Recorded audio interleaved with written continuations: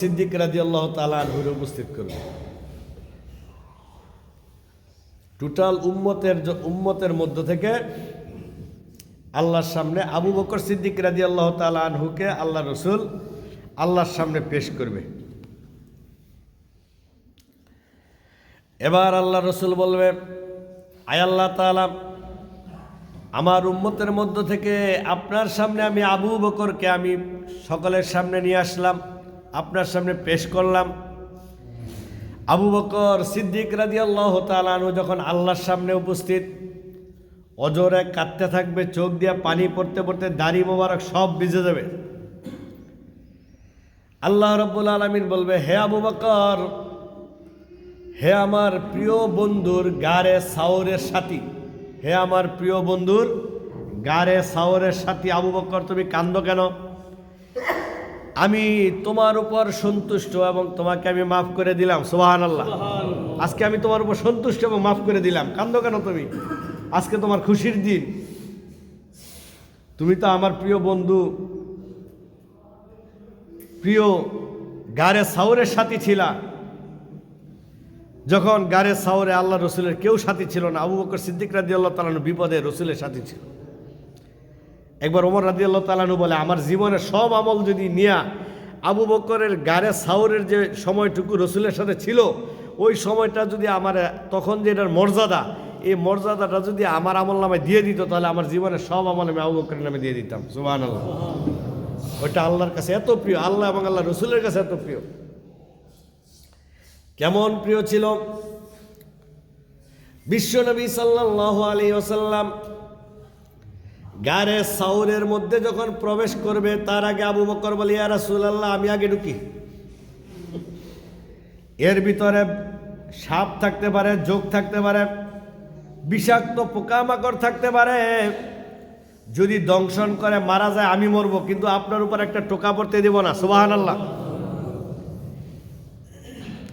আবু বকর ভিতরে প্রবেশ করলেন, সব কিছু পরিষ্কার করলেন, চাকু দিয়ে, ছুরি দিয়ে অথবা তরবারি দিয়ে সব কিছু পরিষ্কার করলেন। ঝোপ জঙ্গল যা ছিল তরবারি দিয়ে সব কিছু পরিষ্কার করলেন।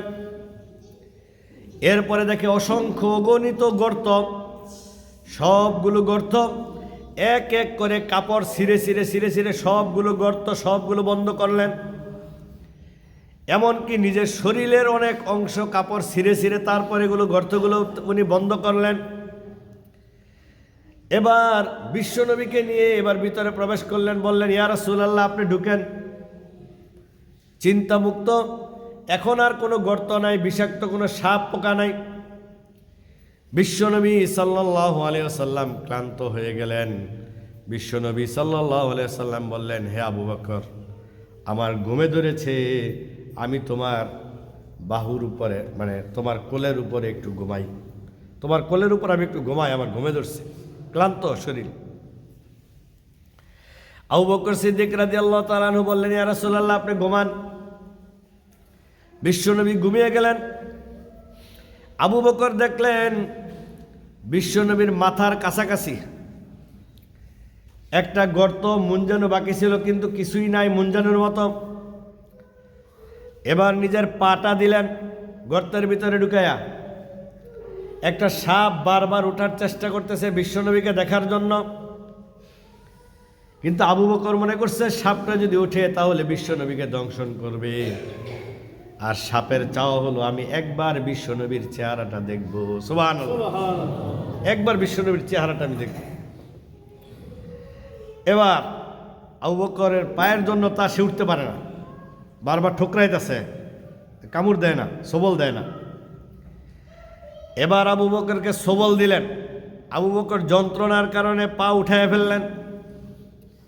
সাপটা বিশ্বনবীকে দেখে আবার গর্তে চলে গেলেন, কিন্তু সাপটা ছিল এত বিষাক্ত, আবু বকরের পুরা শরীর নীল হয়ে গেছে বিষে। আবু বকর বিশ্বনবীকে ডাক দেয় না, যন্ত্রণার কারণে চোখ দিয়ে পানি পড়তেছে। এবার চোখের পানি বিশ্বনবীর চেহারার উপরে পড়লেন। বিশ্বনবী তাকাইলেন, সজাগ হয়ে গেলেন, আবু বকর, কি হয়েছে? তুমি কান্দো কেন? তোমার কি বাড়ির কথা মনে হয়েছে কিনা? তোমার কি বিবি বাচ্চার কথা মনে হয়েছে কিনা? এই জন্য তুমি কি কান্দো? বলি ইয়া রাসূলুল্লাহ, আল্লাহি, আল্লাহর কসম, আল্লাহি, আল্লাহর কসম, আমার সাথে যখন আমার রসুল আছে তখন আমার বাড়ির কথা বিলকুল মনে নাই। সুবহানাল্লাহ। আমার সাথে যখন আমার রসুল আছে আমার বাড়ির কথা বিলকুল মনে নাই, ছেলে, মা, বাবা, বিবি, বাচ্চা সব ভুলে গেছি, কারণ আমার সাথে তো বিশ্বনবী আছে। তাদের চেয়ে আমি আমার রসুলকে আমার হৃদয়ে বেশি ধারণ করি। আমার রসুলের জন্য আমার সব কিছু কুরবান। এবার বিশ্বনবী সাল্লাল্লাহু আলাইহি ওয়াসাল্লামকে তাহলে বললেন, তুমি কেন কাঁদো? উনি বললেন, বলে আমাকে সাপে কামড় দিয়েছে। এবার থেকে শরীর কেমন হয়ে যাচ্ছে আবু বকরের। বিশ্বনবী সাথে সাথে নিজের মুখের লালা একটু আবু বকরের ওই জায়গার মধ্যে দিয়ে দিলেন, সাথে সাথে আবু বকরের সমস্ত বিষ ভালো হয়ে গেল। সুবহানাল্লাহ। সব বিষ নেমে গেছে। সুবহানাল্লাহ। এটা হলো রসুলের মোজেজা। রসুলের লালা দিছে, লালা মোবারক দেওয়ার কারণে সব বিষ শরীর থেকে নেমে গেছে। বলে তুমি আমাকে ডাক দাও নাই কেন? তুমি তো মারা যাওয়ার অবস্থা। বলে আমার মতো আবু বকর যদি 2-4-5 বার কুরবানও হয়ে যায়, তারপরে বিশ্বনবীর এত আরামের ঘুম আমি আবু বকর কিভাবে আমি ওনার ঘুমটাকে নষ্ট করতে পারি, আর বিশ্বনবীর আরামের ঘুমটাকে আমি ভাঙতে পারি? সুবহানাল্লাহ। মানে বিশ্বনবীর ঘুমটা আমার কাছে আমার জীবনের চেয়ে প্রিয়। সুবহানাল্লাহ। কত রসুল প্রিয়, রসুল প্রেমিক, আল্লাহ প্রেমিক মানুষ। এজন্য বিশ্বনবীকে, এজন্য আবু বকরকে আল্লাহ তাআলা বলবেন,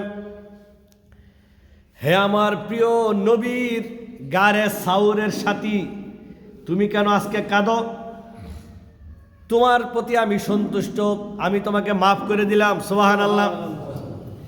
তারপর দ্বিতীয় বিশ্বনবী ওমর রাদিয়াল্লাহু তাআলা আনহুকে আল্লাহর সামনে পেশ করবেন হাসরের ময়দানে। ওমর রাদিয়াল্লাহু তাআলা আনহুকে দেখে আল্লাহ তাআলা হাসি দিবেন। এমন আসছে তিরমিজির হাদিসে, ওমরকে দেখে আল্লাহ রাব্বুল আলামিন সর্বপ্রথম ওই জায়গায় যার দিকে তাকাইবেন সেটা হলো ওমর রাদিয়াল্লাহু তাআলা আনহু। সুবহানাল্লাহ। ওমর রাদিয়াল্লাহু তাআলা আনহু দাঁড়ায় থাকবে, বলবে, হে ওমর, আমি সবার সামনে ঘোষণা দিলাম তোমার প্রতিটি কার্যকলাপ আমি আল্লাহ তাআলা সন্তুষ্ট। সুবহানাল্লাহ।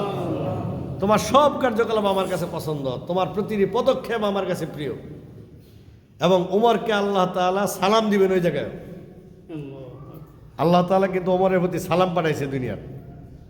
কিছু কিছু সিদ্ধান্ত ওমর রাদিয়াল্লাহু তাআলা আনহুর পক্ষে আল্লাহ তাআলা দিছে। দেখা গেছে ওমর এক সিদ্ধান্ত দিছে, আল্লাহ রসুল একটা বলছে। আল্লাহ তাআলা ওমরের সিদ্ধান্তকে পছন্দ করে আল্লাহ তাআলা ওমরের সিদ্ধান্ত অনুযায়ী সিদ্ধান্ত দিয়ে দিয়েছে। সুবহানাল্লাহ। পর্দার যে বিধান, এটা কিন্তু ওমর রাদিয়াল্লাহু তাআলা আনহুর সিদ্ধান্ত অনুযায়ী।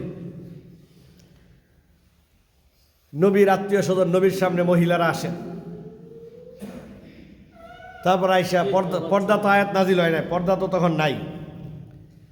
তারপর অনেক সময় দেখা গেছে রসুলের বিবিরা সামনে চলে আসে, তো ওমর রাদিয়াল্লাহু তাআলা আনহুর কাছে এটা পছন্দ হয় না যে কোনো মহিলা পুরুষের সামনে আসবে, এটা ওমর রাদিয়াল্লাহু তাআলা আনহুর সামনে পছন্দ হয় না, পছন্দ না।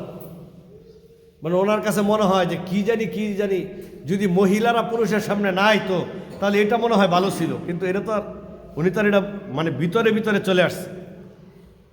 আল্লাহ কি ওমরের অন্তরের খবর জানে কি জানে না? সাথে সাথে আল্লাহ তাআলা কোরআনের আয়াত নাজিল করে দিলেন। পর্দার আয়াত যখন নাজিল করে দিছে, আর এটা সাথে সাথে আল্লাহ রসুল যখন সবাইকে জানাই দিছে, টোটাল চতুর্দিকে পর্দার আয়াত যখন ঘোষণা হয়ে গেল, সাথে সাথে মহিলারা যে যেখানে আছে সে জায়গায় মাথা নিচের দিকে দিয়ে বসে গেল। সুবহানাল্লাহ। তারা কত দ্রুত আইন বাস্তবায়ন করছে, ঘোষণা হয়েছে সাথে সাথে বাস্তবায়ন।